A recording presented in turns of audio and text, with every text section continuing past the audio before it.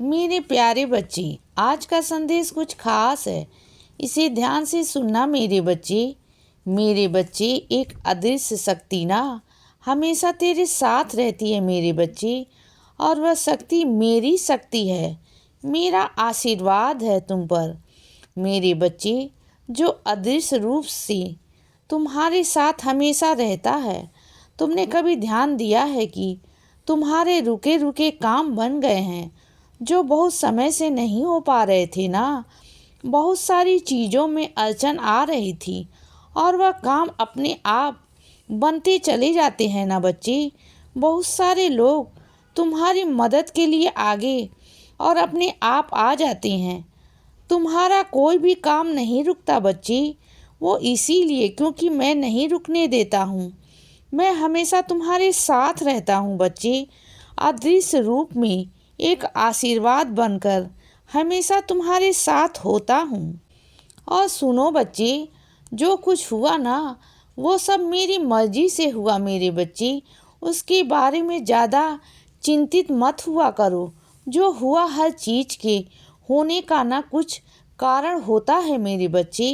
हर एक चीज़ का कुछ न कुछ कारण है, इस बात को समझो। तुम यूं ही ऐसी चीज़ें नहीं होती और यूं ही कुछ भी नहीं होता बच्चे। ये समझो तुम कि तुम इस दुनिया में जो भी हो रहा है ना, वो सब कुछ मेरी मर्जी से हो रहा है बच्चे। और जो कुछ घटित हुआ है वो भी मेरी मर्जी से हुआ है। और सुनो बच्चे, तुम जिस गंभीर समस्या से ग्रस्त हो ना, मैं जानता हूँ मेरे बच्चे। तुम्हें ऐसा लग रहा है कि जैसे इसका कोई हल नहीं, इसका कोई रास्ता ही नहीं। अब जो हुआ उसे कैसे संभालोगे ना, यह तुम्हें समझ में नहीं आ रहा।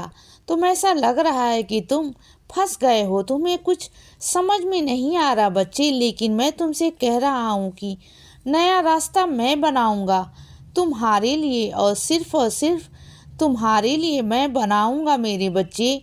तुम बिल्कुल चिंता मत करना। और मेरे कुछ बच्चे ऐसे हैं जिन्होंने मेरा साप्ताहिक पारायण किया था और उसके बाद उनके जीवन में कुछ बदलाव आया। कुछ ऐसा बदलाव आया जो मेरे बच्चे को पसंद नहीं आया। उसे ऐसा लगा कि वह उसके हिसाब का है ही नहीं। लेकिन वह मेरा बच्चा समझ नहीं पा रहा है कि जो उसके बाबा ने उसके लिए किया है ना, वो उसके लिए बहुत बेहतरीन किया है। वो नहीं चाहता था उसके आगे का भविष्य, वो नहीं जानता था कि उसके साथ आगे क्या होने वाला है, वो नहीं जानता था। लेकिन मैंने तुम्हें बचाया है बच्चे।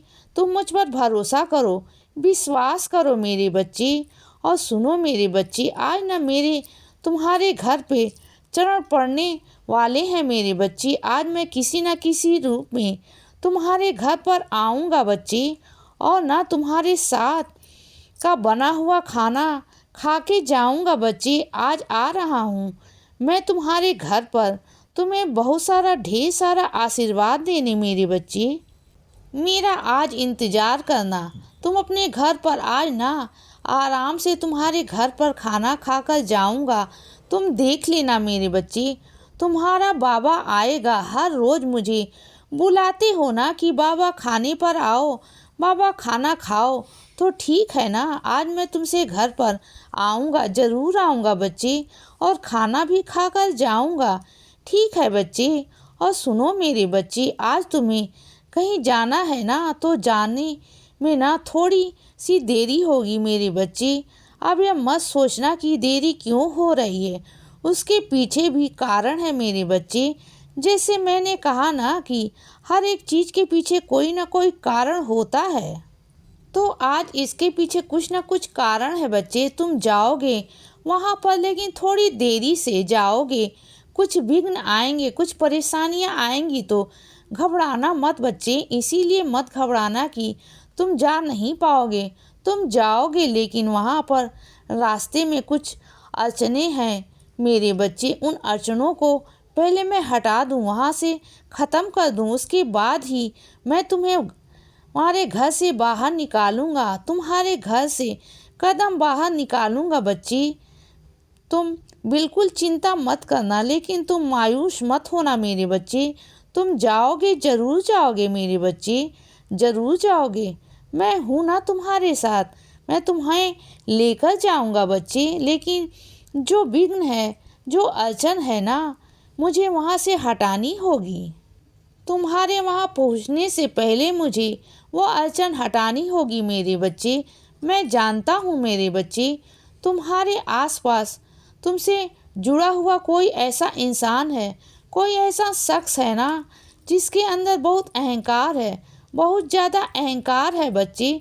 जब उसका कोई काम होता है ना, तब वह तुम्हारे पास आकर चाल यूं ही करने लगता है, और जब उसका कोई काम नहीं होता ना, तब तुमसे ऐसा बर्ताव करता है कि जैसे वह कुछ है ही नहीं, तुम उसके लिए कुछ ही नहीं हो।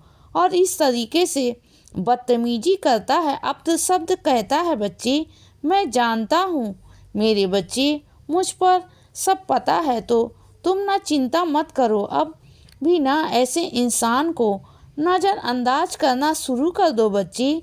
अब अगली बार से अगर वह तुम्हारे पास आए ना किसी काम के लिए भी, तो मना कर देना। इसीलिए नहीं कि तुम्हें मैं मदद करने को मना कर रहा हूँ बच्चे, नहीं। कुछ लोगों को ना मेरे बच्चे सबक सिखाना भी ज़रूरी होता है मेरे बच्चे, क्योंकि उनको उनकी भाषा में ही समझाना बहुत ज़रूरी होता है।